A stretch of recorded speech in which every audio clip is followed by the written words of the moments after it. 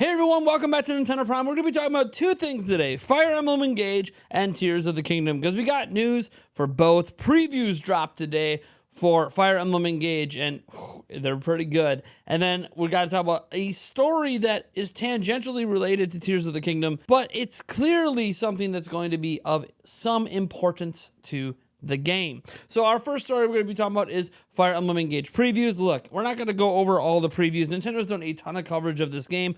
All I know is the previews have been extremely glowing for Fire Emblem Engage. A lot of people saying that this is maybe a perfect Fire Emblem experience, whatever that might be. And that includes Digital Foundry, who did a tech analysis of it, and let's just say Fire Emblem Engage was impressive, especially compared to Three Houses.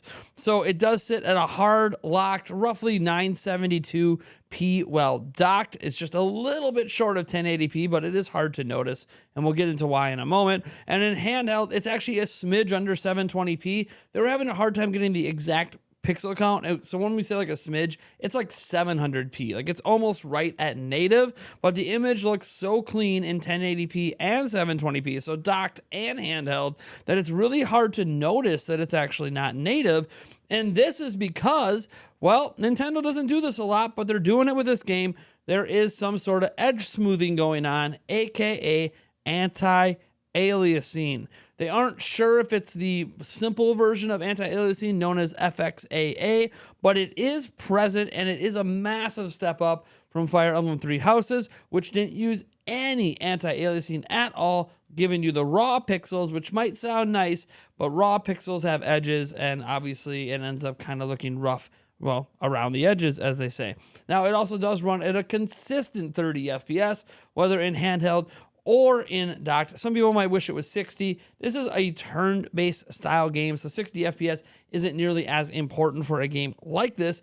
Now, there was one noticeable instance where it does do consistent frame drops, and that is when it's transitioning from like the battle map into the individual units fighting each other. But it's not something that really is that jarring, and for the most part, if you're not really paying attention, you're not going to notice it. The actual gameplay, the moving the units around, the running with your character, the cutscenes, everything else just runs pretty silky smooth at 30 FPS. In other words, Intelligent Systems took it to another level when they were developing this game, and I couldn't be happier. Obviously, I've been really excited for this game. Some people might not be into the designs. Some people will be into the character designs. All I know is that for me, this looks like the perfect Fire Emblem game. And if you didn't like the school stuff in Three Houses, there's none of that here. This is just Fire Emblem as we know and love it, with additional features. And I can't wait to dive in on January 20th. If you want to get a pre-order in, you haven't yet, we do have some affiliate links down in the description for that. Next up, we have to talk about something related to Tears of the Kingdom, even though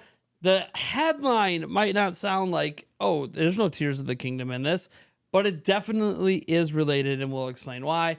Nintendo is about to restock every single Zelda amiibo ever released. The Skyward Sword ones, the Twilight Princess HD ones, the Smash Bros. It doesn't matter, the 8-bit anniversary one. It does not matter which Zelda amiibo it is.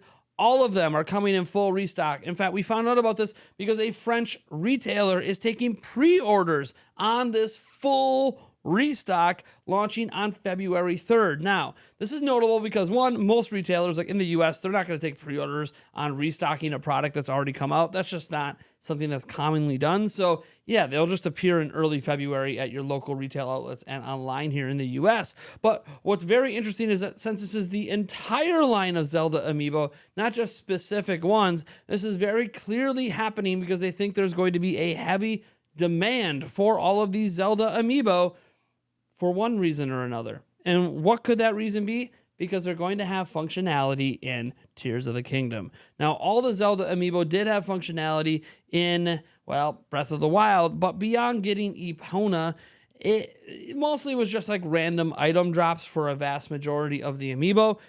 But maybe they're taking this to another level. Obviously, we don't know. It's all going to be speculation at this point at what level they're taking all of this amiibo. And no, none of this is brand new Tears of the Kingdom amiibo, which, hey, if we're getting full restocks of this, it might feel pretty safe to assume we will get an announcement of Tears of the Kingdom amiibo. But What's interesting is obviously the timing these amiibo are going to be available. February 3rd on forward with full restocks kind of suggests that either the last week of January or very early February, something for Tears of the Kingdom is going to be shown off that's going to create massive demand for the amiibo.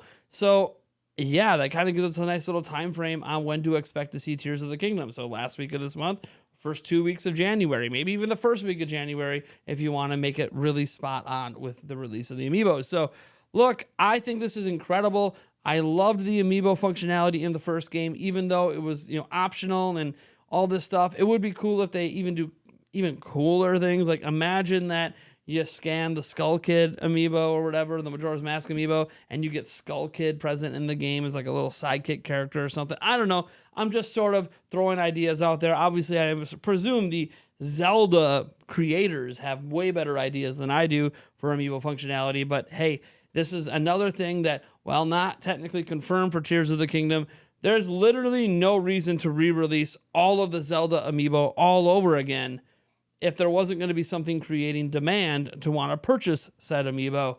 And there's only one thing we know coming that could potentially create demand for Zelda amiibos. So I don't think I'm stretching it too far to say that this is definitely related to something Tears of the Kingdom getting revealed very, very soon. Anyways, folks, you guys let me know what you think about these couple stories down in the comments below. Otherwise, I hope to see a bunch of you guys on our live stream tonight. If you missed the podcast we did yesterday, we had a full panel. Oh my gosh, it was utterly amazing. We had our highest peak viewership on the podcast in over a year. Go ahead and check that out as well. In fact, I'll put a link down in the description to that and the audio version as well by the time this video is published. Thank you guys, and we'll catch you in that next video.